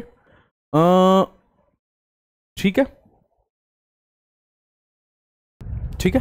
अच्छा, यहां पे 1000 होगा ना, 10 का तो किया ही नहीं क्यूब, 1000, ओके। अच्छा, अब अगर आप देखोगे, अगर यहां से 2 को मैं बाहर ले लूं तो कहीं आपको दिखेगा 1000 x की पावर, यहां पे भी 6 हो जाएगा ना, 3 और 2 के मल्टीप्लाई, x की पावर 6 माइनस 1 कॉमन आ जाएगा। अरे देखो, यहां पे 3 था और यहां पे 2 था, 3 और 2 के मल्टीप्लाई 6 हो जाएगी पावर में, तो इसको कॉमन लेते ही यहां से क्या रह जाएगा, सोचो 2, क्योंकि इसमें से 2 बाहर आया था, ठीक है, और 2 बाहर आते ही मैंने इसको कॉमन ले लिया, तो यहां से हो जाएगा प्लस में x अपॉन में 10x² -1, okay, is equal to 0। अब दो ब्रैकेट आते ही बच्चा एकदम खुश हो जाता है। खुश होते ही सबसे पहले इसको 0 करेगा, 1000x6 -1 इज इक्वल टू 0। फिर वो बोलेगा sir x6 is equal to 1/1000। ठीक है, अब इससे सर मेरे को कोई फर्क नहीं पड़ता, ये तो इस फॉर्म में नहीं है। कौन सा फॉर्म? जो क्वेश्चन वाले दिया था, √m - n/r। क्वेश्चन वाला बोल रहा है कि कोई एक x पकड़ो जो √m - n/r के फॉर्म में है। ठीक है, मैंने इसको पकड़ा, ये देखा ये इस फॉर्म में नहीं है। अब मैं इसको पकड़ता हूं, इसको पकड़ते ही सबसे पहले नीचे नीचे का एलसीएम देखूं तो 10x² -1 उधर जाके खत्म हो गया। यहां से देखोगे तो ये लिखा है 20x² -2, समझ जाना आप। ठीक है, इसकी मल्टीप्लाई डायरेक्ट करके लिख रहा हूं, ओके, प्लस में x is equal to 0। Okay, तो अगली लाइन में मैं लिख सकता हूं 20x² माइनस में x प्लस में 2 इक्वल टू 0। भैया श्रीधराचार्य को बुलाओ, श्रीधराचार्य को बुलाओगे तो बोलेगा x is equal to -b, that is 1। Okay, plus minus under the root में b² - 4ac, b² की वैल्यू बोलो 1, माइनस में 4 इंटू a की वैल्यू बोलो 20, इंटू c की वैल्यू बोलो 2। ओके, फिर से कुछ गड़बड़ हो रहा है क्या? -x, फिर से ये गड़बड़ होता है, ये -2 होगा ना यहाँ पे। ओके, ये -2 होगा ना, तो प्लस, ओके, अपॉन में 2a, तो 2 इंटू में 20, सोच जाओ a की वैल्यू। ओके ओके ओके, तो यहां से अगर आप देखोगे तो x की दो वैल्यू आ गई, ये 1 प्लस माइनस में अंडर द रूट में अगर आप देखोगे तो 22 कितना हो गया 40, और 40 इंटू 4 कितना हो गया 160, 1 से ऐड होते 161, अपॉन में नीचे देखोगे तो नीचे हो गया 40। अब ध्यान से देखो, मेरे को नेगेटिव वाला फॉर्म चाहिए, तो देख के बोलो m की वैल्यू कौन सी है। ओके, अच्छा, m की वैल्यू पॉजिटिव वाला, n की वैल्यू नेगेटिव वाला। ठीक है, रूट वाला पॉजिटिव होना। ओके, अच्छा, यहां पे x पॉजिटिव होगा ना, और ये -2 को इधर किया। ओके, तो ये -1 होगा, ये -1 होगा, तो मेरे को रूट वाला पॉजिटिव चाहिए। तो मैं यहां पे जस्ट फिट बैठा रहा हूं, देखना ध्यान से, रूट में 161 पॉजिटिव वाला पकड़ा, n मेरा नेगेटिव चाहिए -1 अपॉन में 40। तो अगर बाई ऑब्जर्वेशन देखूं ध्यान से कंपेयर करके, तो m की वैल्यू बोलो 161, n की वैल्यू बोलो 1, r की वैल्यू बोलो 40। तो मेरा ये वाला रूट कहीं ना कहीं उस फॉर्म में था। तो अगर m plus n plus r आपसे पूछूं तीनों का ऐड, तो कहीं 161 प्लस में 1 प्लस में 40 बोलोगे।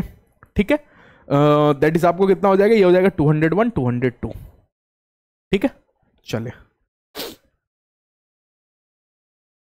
नेक्स्ट क्वेश्चन पे मूव करूं, तो ये अच्छा क्वेश्चन था। ओके, अगला क्वेश्चन क्या बोला, one side of equilateral triangle is है यहां पे 24 सेंटीमीटर। इक्विलेटरल ट्रायंगल बनाओ भाई, कोई एक साइड पकड़ो 24 सेंटीमीटर है उसकी वैल्यू, तो एक साइड 24 तो सब तो 24 ही सेंटीमीटर होगा ना, क्योंकि बेचारे का नाम ही इक्विलेटरल ट्रायंगल है, और इक्विलेटरल ट्रायंगल के सभी साइड 24 सेंटीमीटर। ओके, अच्छा, if mid point of it sides are join to form another triangle. सुनना, इसके मिड पॉइंट को किसी ने ज्वाइन कर दिया, मतलब इसका मिड पॉइंट, इसका मिड पॉइंट और इसका मिड पॉइंट। ओके, इसके मिड पॉइंट को किसी ने ज्वाइन करके ना दूसरा एक ट्रायंगल बना लिया। तो कितने लोग मेरे को बता देंगे इस साइड की वैल्यू क्या होगी? सोच के बताओ जल्दी से। इस साइड की वैल्यू, सर इसके मिड पॉइंट से ज्वाइन हो रहा है, तो ये 12 होगा, ये 12 होगा, ये 12 होगा। अरे सोच के देखो। ओके, फिर बोल रहा है अरे to form another triangle whose mid point are again join to form another triangle. फिर से किसी बच्चे ने इसके मिड पॉइंट को भी जोड़ के एक ट्रायंगल बना दिया, इसके मिड पॉइंट को भी जोड़ के। ठीक है, और फिर बोल रहा है इस प्रोसेस को बच्चा करते रह रहा है इनफाइनाइट तक, मतलब फिर से वो ट्रायंगल बनाएगा ही बनाएगा मिड पॉइंट को जोड़ के। ओके, फिर से मिड पॉइंट को जोड़ के ट्रायंगल बनाएगा ही बनाएगा, और ये प्रोसेस इनफाइनाइट टाइम्स हो रही है। ओके, आप पेरीमीटर बताओ। मैं आपसे पूछता हूं सबसे पहले वाले का पेरीमीटर आप सोचो, सबसे पहले वाले का पेरीमीटर। सर पेरीमीटर के लिए तीनों का ऐड कर देते हैं, ये तो आप 8th क्लास या 7th क्लास में ही सर से सीख के आए होगे अपने। ठीक है, तो 24 इंटू 3 फर्स्ट ट्रायंगल का पेरीमीटर। सो मैं लिख देता हूं यहां पे फर्स्ट। ओके,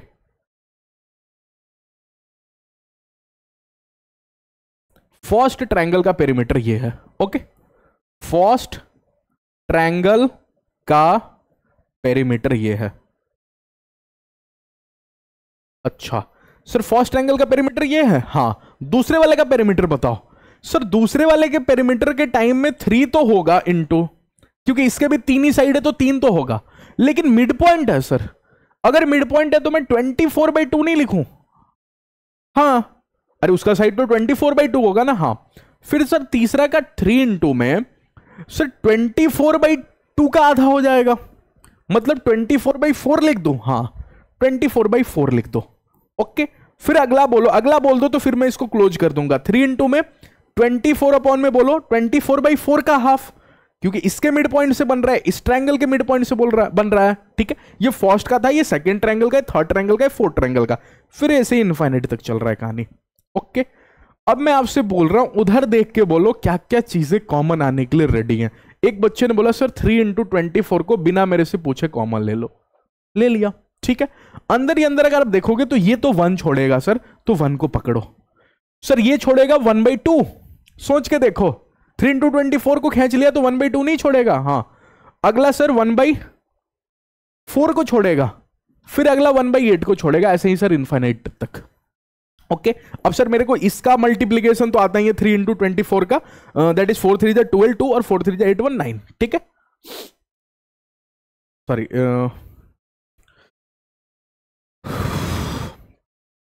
7, ठीक है 72।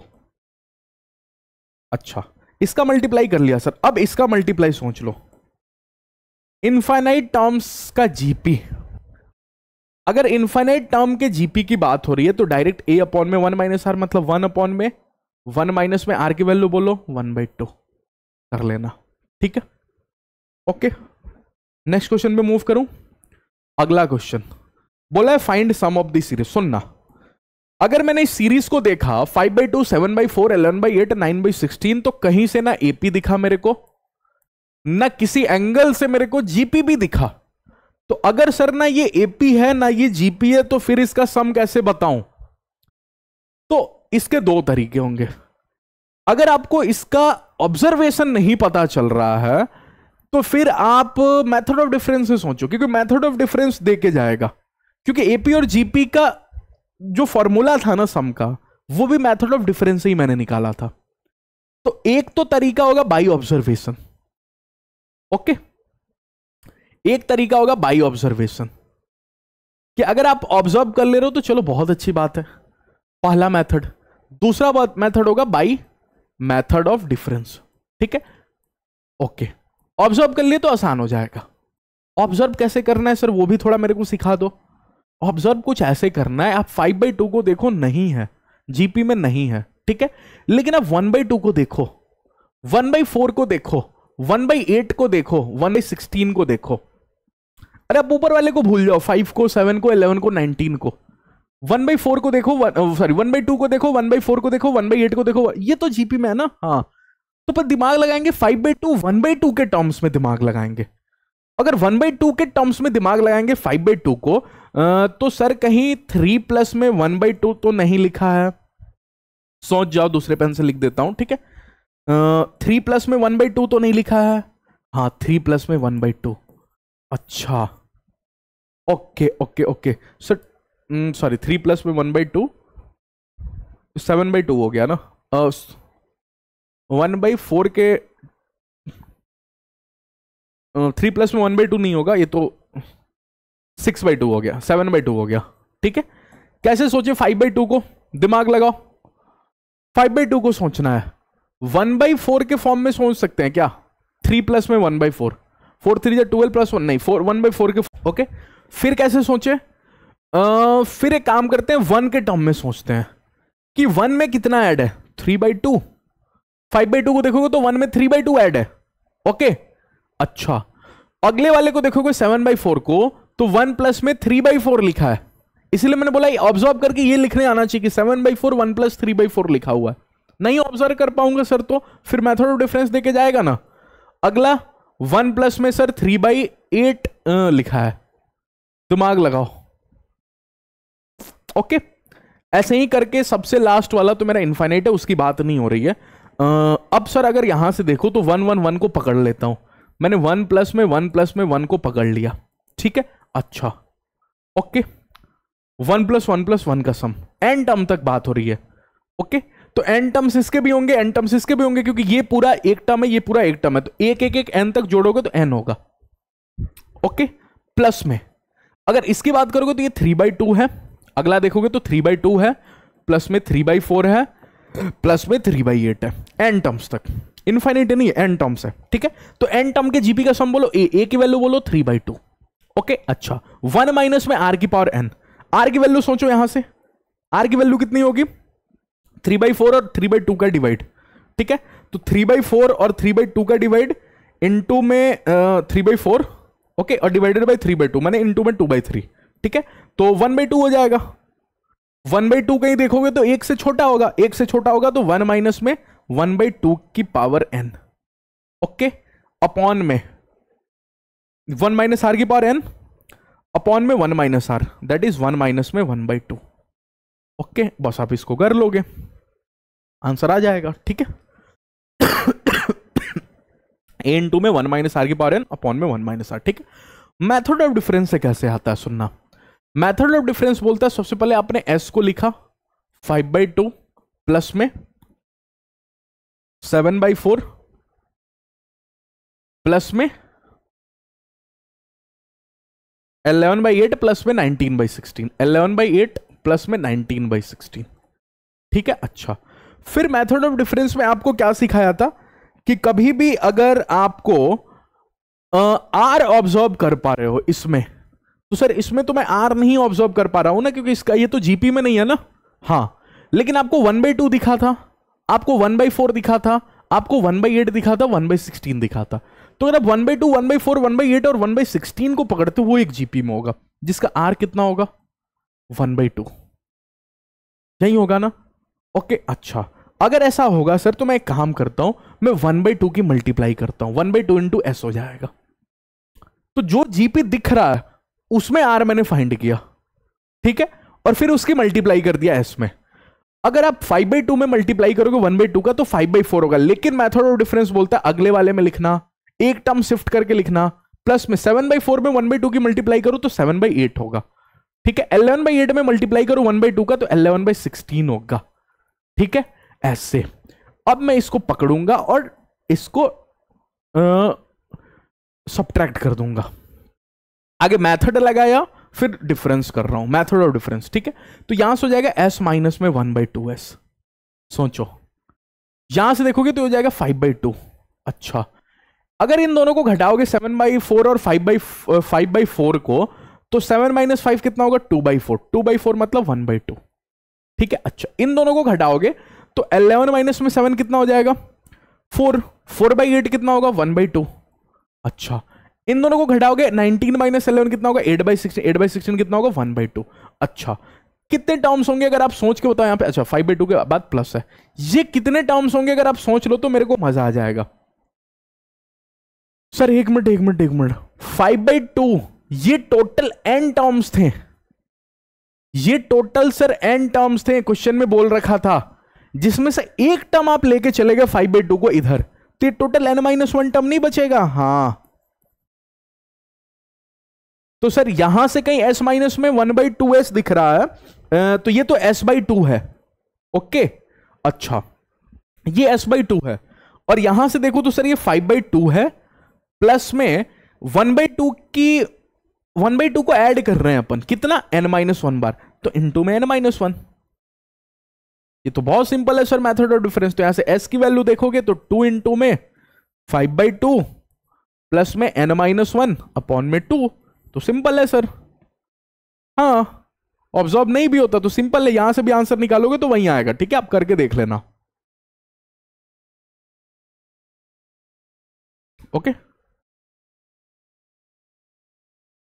चलिए लास्ट क्वेश्चन इस क्लास का, बोला rubber ball is dropped from 100 metre height, किसी ने एक रबर बॉल को ड्रॉप किया 100 मीटर हाइट से, चलो ठीक है। It will rebounce 4/5 times of its dropped height, फिर से रीबाउंस हो रहा है 4/5 times of it drop height, मतलब अगर ये 100 मीटर है तो ये रीबाउंस हो रहा है, कितने मीटर तक रीबाउंस हो रहा है सर 100 इंटू 4/5, जितने मीटर जितने हाइट पे आपने ड्रॉप किया ना उसका 4/5 ये रीबाउंस हो रहा है, ओके। अच्छा ठीक है सर, फिर ये नीचे आ रहा है, अच्छा फिर ये नीचे आ रहा है, फिर से रीबाउंस हो रहा है, फिर से नीचे आ रहा है, फिर से रिबाउंस हो रहा है, फिर से नीचे आ रहा है, ऐसे ऐसे चलते रह रहा है कहानी। ओके, और हर बार आपको पता है इंटरेस्टिंग बात क्या है, हर बार जो ये रिबाउंस कर रहा है ना, इसकी जो हाइट है ना पिछले वाले के 4/5 है। तो अगर आप ओरिजिनल वाले का देखोगे, सॉरी पिछले वाले का 4/5 है, तो ये वाली हाइट अगर आप पकड़ोगे तो 100 इंटू 4/5, पिछले वाले का 4/5 माने इंटू 4/5। ओके, इस वाले हाइट की बात करोगे जो फिर से रिबाउंस मारा गिरने के बाद, ये पिछले वाले का 4/5 मतलब 100 इंटू 4/5 इंटू 4/5 इंटू 4/5। ये तो सर इंटरेस्टिंग है। अब आपसे पूछ रहा है टोटल कितना डिस्टेंस चला, वो डिस्टेंस की बात कर रहा है, डिस्प्लेसमेंट की नहीं। आपको अगर फिजिक्स आती है तो डिस्टेंस का मतलब होता है टोटल कितना चला, और डिस्प्लेसमेंट का मतलब होता है फाइनल माइनस इनिशियल की दूरी, माने ये हो जाता है डिस्प्लेसमेंट, कितना डिस्प्लेस हुआ, और डिस्टेंस मतलब होता है कितना ये चला। ठीक है, तो डिस्टेंस अगर आप फाइंड आउट करोगे तो सबसे पहले बोलो कितना चल रहा है, गिरा रहे हो बेचारे को 100 मीटर हाइट से, तो सबसे पहले 100 मीटर हाइट तो चलेगा ना। हाँ ओके, अच्छा फिर रिबाउंस हो रहा है 100 इंटू 4/5 सर, तो 100 इंटू 4/5 चलेगा। अच्छा सुनना सुनना सुनना, इंटरेस्टिंग बात, फिर सर 100 इंटू 4/5 इंटू 4/5 नहीं, क्यों सर, ये ऊपर गया तो नीचे भी तो आ रहा है ना, तो इतना दूरी चला तो फिर इतना दूरी भी तो चल रहा है ना। हाँ, तो सर ये कैसे निकालूं, अरे ये निकालने की कोई जरूरत ही नहीं है। क्यों क्यों क्यों क्यों निकालने की क्यों नहीं जरूरत है, अरे जितना ऊंचा जाएगा उतना ही तो नीचे आएगा। मतलब सर अगर ये 100 इंटू 4/5 है तो ये दूरी भी तो 100 इंटू 4/5 होगा। हाँ, नहीं समझ में आया, अरे जितना ऊपर उतना ही तो नीचे होगा ना, तो ये अगर 100 इंटू 4/5 है तो ये भी तो 100 इंटू 4/5 होगा।